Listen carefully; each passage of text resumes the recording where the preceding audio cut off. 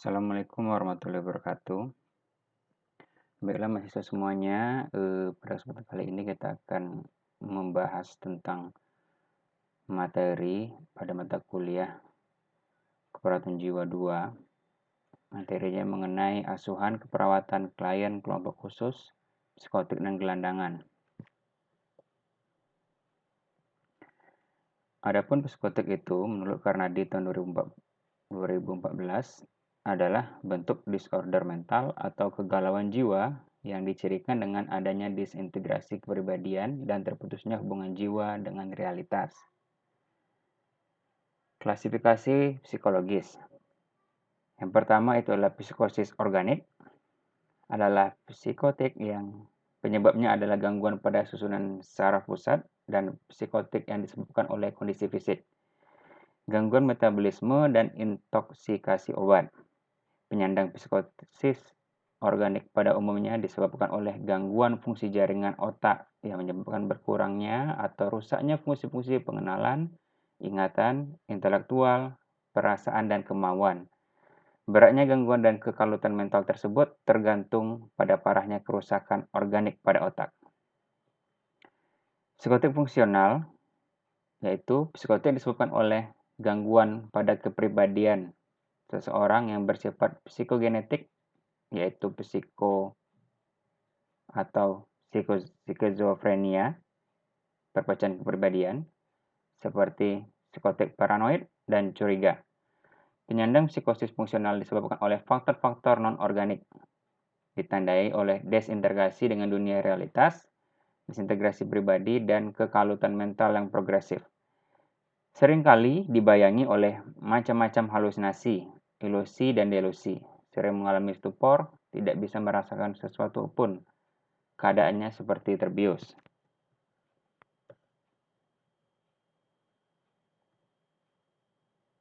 Faktor penyebab psikotik ini itu adalah yang pertama adalah tekanan-tekanan kehidupan atau emosional. Setiap orang itu biasanya mengalami masalah dalam keseharian. Nah, ini bisa menyebabkan tekanan-tekanan tersendiri bagi individu tersebut.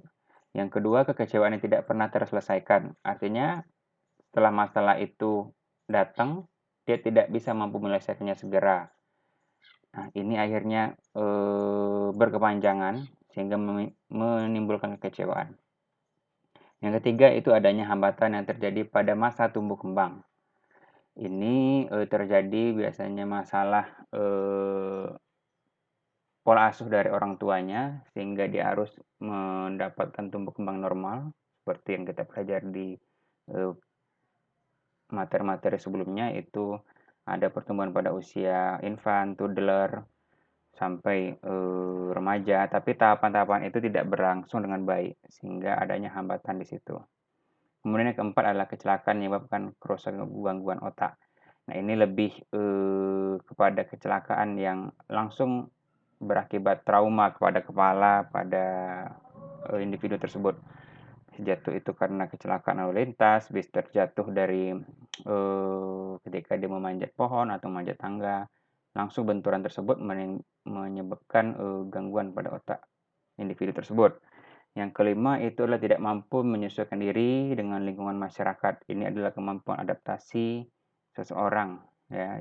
Ketika dia memasuki wilayah baru atau lingkungan sosial baru, dia harusnya lebih gampang untuk beradaptasi. Tapi karena adanya hambatan-hambatan tadi sehingga sulit dia beradaptasi. Sehingga 5 faktor ini menjadi salah satu penyebab munculnya gangguan psikotik. Nah, gelandang psikotik itu sendiri adalah penderita gangguan jiwa kronis yang keluyuran di jalan-jalan umum, seperti yang kita sering perhatikan di jalanan, dapat mengganggu ketertiban umum dan merusak keindahan lingkungan. Menurut Undang-Undang tahun 92 tentang Kesehatan dan Ilmu Kedokteran, bahwa munculnya gelandang psikotik disebabkan oleh faktor keluarga yang tidak peduli. Artinya ada pengabaian di keluarganya yang tidak mau untuk care lagi terhadap gelandang tersebut. Keluarganya malu sehingga dibiarkan, kemudian ataupun sebaliknya keluarga tidak tahu, keluar dari rumah tanpa pengetahuan keluarga. Kemudian kalaupun sempat datang ke pelayanan kesehatan, tapi obat tersebut tidak masuk ke dalam tubuh si individu tersebut, ya. Kemudian tersesat tadi, tidak bisa menemukan tujuan atau arah tujuan pulang terus itu sendiri, ataupun karena urbanisasi yang gagal. Nah, ini lebih kepada masalah sosial yang terjadi. Jadi kelainan psikotik ini ditandai dengan tubuh yang kotor sekali. Kalau sudah lama tidak ada yang perhatian sama dia, tubuhnya akan kotor karena dia mengalami defisit dalam perawatan dirinya. Rambutnya seperti hijau karena tidak pernah keramas, pakaian compang-camping, membawa bungkusan besar berisi bermacam-macam barang. Biasanya dia minta kepada orang lain ataupun diberikan pada orang-orang yang merasa iba melihat orang seperti ini. Kemudian berlaku aneh, berjalan mondar-mandir tanpa arah tujuan yang jelas, biasanya berada dalam satu wilayah tertentu. Jadi masyarakat sekitar biasanya sudah tahu terhadap kondisi gelandang psikotik ini, tapi tidak bisa membantu atau mulai dari mana. Bahkan ketika mulai membantu ngajak ngomong pun itu biasanya disertai dengan kesukaran dalam berkomunikasi. Langkah-langkah rehabilitasi sosial pada gelandang psikotik ini yang pertama adalah tahap identifikasi. Masalah sosial merupakan fenomena yang muncul dalam kehidupan masyarakat.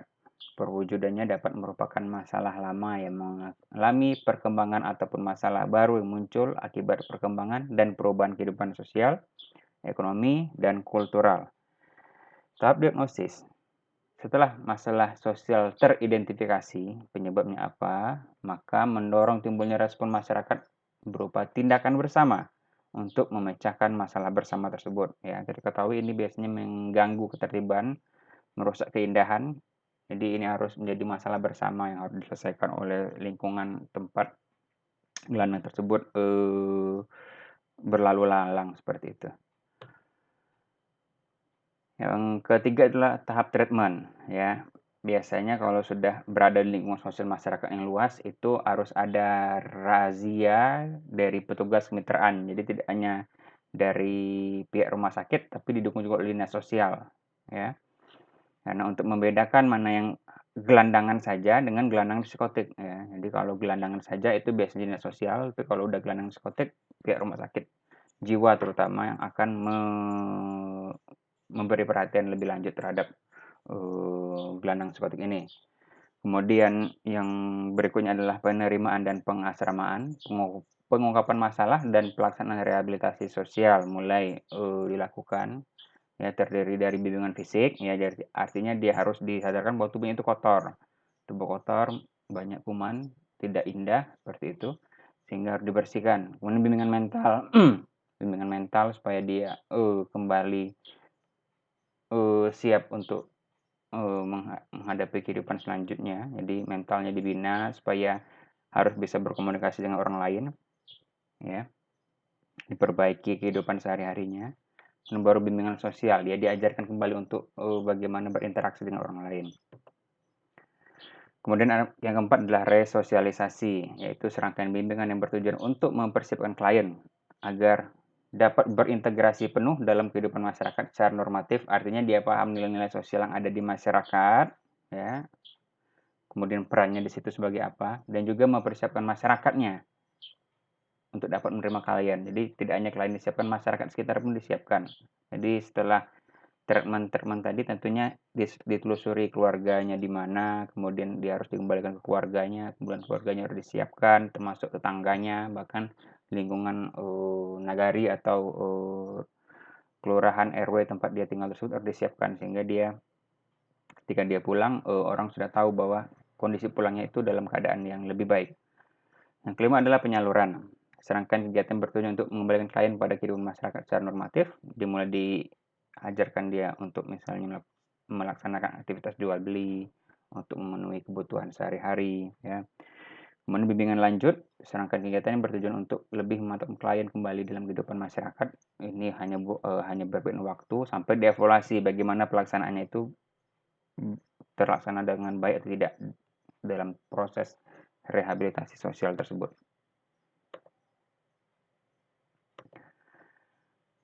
Adapun aspek pada gelandang psikotik ini pertama adalah lihat faktor predisposisinya, ya ada tidak penurunan volume otak, ya. Kemudian perubahan sistem neurotransmitter.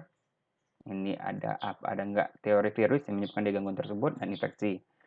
Kemudian faktor presipitasinya yang mencetuskan dari biologis tadi, apakah ada trauma, pernah kecelakaan. Kemudian sosiokultural, adakah masalah di lingkungan dia ataupun di psikologis, tekanan-tekanan ataupun masalah-masalah yang tidak bisa diatasi. Kemudian dinilai stresor yang dialami oleh klien tersebut, yang merupakan bagian dari tahap pengkajian itu sendiri. Kemudian dilihat kondisi pasien tersebut, ya, di mana dia harus dalam kondisi normal ketika mengalami faktor-faktor tadi, masalah-masalah tadi, faktor predisposisi, dia harus berada pada respon adaptif. Itu pada kita yang normal, ya, harus mampu berpikir logis, persepsi akurat, emosi konsisten, lebih stabil, sesuai pengalaman terhadap masalah-masalah yang pernah kita selesaikan.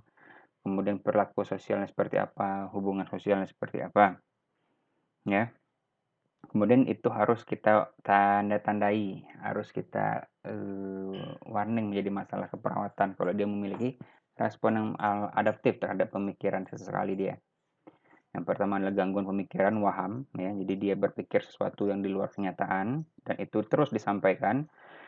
Kemudian dia mengalami halusinasi seperti itu, menangkap persepsi, menangkap suatu rangsangan dari panca indera tapi berbeda, ya, dengan orang lain, melihat sesuatu yang tidak nyata. Kemudian kesulitan mengolah emosi, ya, jadi gampang sekali marah misalnya, gampang sekali nangis, atau gampang tertawa, tiba-tiba tanpa sebab tertawa seperti itu. Kemudian perilaku kacau dan isolasi sosial, artinya tidak bisa ditebak apa yang dia lakukan. Kemudian ataupun sebaliknya dia hanya berdiam diri di sudut-sudut ruangan seperti itu, tidak mau berinteraksi dengan orang lain. Kemudian ini dilanjutkan dengan sumber copingnya atau bagaimana dia beradaptasi terhadap stresor-stresor tadi. Apakah dia merupakan memiliki gangguan jiwa aktif atau disonansi kognitif. Kemudian puasannya seperti apa, kognitif konstannya dinilai dan bergerak menuju prestasi kerja. Ini adalah sumber-sumber yang dijadikan, yang harus kita kaji terlebih dahulu, sehingga nanti jika ketemu ini menjadi modal dia untuk bagaimana treatment ataupun terapi-terapi yang kita bisa berikan nanti selanjutnya. Mekanisme copingnya juga harus dilihat, regresi, ya, itu apakah berjalan pada dirinya, ya. Kemudian proyeksi, apakah dia bisa untuk melaksanakan proyeksi, ya, dan menarik diri, dan pengingkaran. Kemudian kita baru mengangkat diagnosis keperawatannya, ya. Ini nanti menjadi lebih dalam akan saudara bahas di tugas-tugas saudara nanti setelah yang telah Bapak bagikan di lembar Google Classroom-nya. Itu masalah yang muncul adalah gangguan sensori persepsi, halusinasi, bisa muncul isolasi sosial, harga diri rendah, perilaku kekerasan, waham, resiko bunuh diri, defisit perawatan diri, dan kerusakan komunikasi verbal. Ya, ini sebagian sudah saudara-saudara pelajari di semester lalu. Kemudian perencanaannya seperti apa atau intervensinya itu nanti bisa didalami, saudara dalami ketika mengerjakan tugas, ya. Tiap-tiap masalah atau diagnosis nanti berbeda bagaimana cara penanganannya. Kemudian bagaimana mengantisipasi kekambuhannya. Tahap 1 dia akan mengeluh kewalahan, ansietasnya sangat intensif. Tahap 2 adalah pembatasan kesadaran. Ketiga adalah rasa malu. Yang keempat adalah disorganisasi psikotik. Yang kelima baru resolusi psikotik. Baik, itu saja presentasi dari Bapak.